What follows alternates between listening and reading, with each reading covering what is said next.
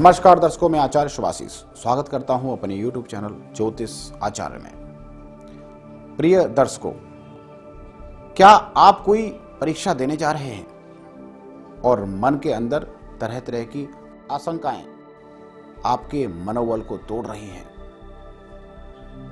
क्या पढ़ाई में आपका मन नहीं लग रहा?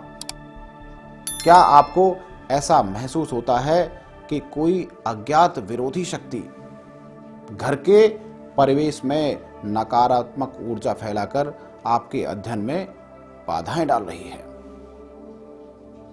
क्या पढ़ाई लिखाई में तेज रहने के बावजूद आपको परीक्षा का भय सता रहा है? क्या आपके अंदर परीक्षा से भय किसी के कहने से पैदा हो रहा है, अथवा आपके मन में किसी के तांत्रिक प्रयोग का संदेह अंकुरित हो रहा है? यदि ऐसा है तो आपके सामने बहुत ही सरल उपाय प्रस्तुत करने जा रहा हूं, जो कि सारी समस्याओं को दूर कर देंगे। प्रिय दर्शकों, आज के एपिसोड में मैं आपके सामने विद्यार्थियों के दिमाग में अक्सर छाए रहने वाले परीक्षा के भय को दूर करने वाले सरल उपाय बताने जा रहा हूं। आमतौर पर लोगों को जब ज्योतिषीय उपाय बताया जाता है तो सब लोग उसे इस कारण से नहीं अपना पाते कि उन्हें यही ज्ञात नहीं होता कि उनकी जन्म राशि क्या है। कुछ लोग जन्म कुंडली के अभाव में ज्योतिषीय उपाय करने से वंचित रह जाते हैं, तो कुछ लोग उपायों को करने का समय नहीं निकाल पाते।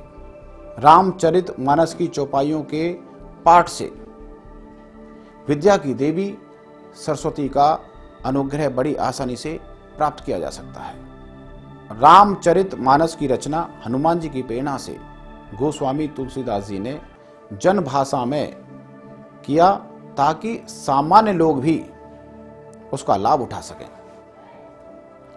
मानस की चौपाइयों का पाठ करने के लिए किसी प्रकार की योग्यता की आवश्यकता नहीं होती। जिन भक्तों के मन में श्रद्धा हो, पूरे विश्वास के साथ उनकी चौपाइयों का पाठ कर सकते हैं। उनके मनोरथ सिद्ध हो जाते हैं, कोई बाधा नहीं आती। मां भगवती सरस्वती की अनुकंपा प्राप्त करने के लिए उन चौपाइयों का वर्णन करने जा रहा हूं, जिसे आप अगर श्रद्धा भाव से जपेंगे तो परीक्षार्थियों के मन में उठने वाले हर प्रकार के भय का शमन हो जाता है, तथा उनके अंतर मन में अपनी क्षमता पर विश्वास जागृत हो जाता है। आधुनिक विज्ञान भी इसको एक आस्था पर आधारित चिकित्सा मानता है। इन चौपाइयों के पाठ का शुभारंभ करने अपने घर के पूजा स्थान पर हनुमान जी व माता सरस्वती का चित्र रखकर उनकी श्रद्धा सहित पूजा करने के बाद किया जा सकता है। इसके लिए किसी विशेष विधि विधान की आवश्यकता नहीं होती। सिर्फ भगवान राम का ध्यान कर आप इसके पाठ का लाभ प्राप्त कर सकते हैं।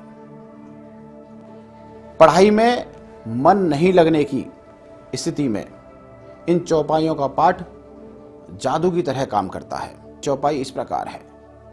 गुरु ग्रह गए पढ़न रघुराई, अल्पकाल विद्या सब आई।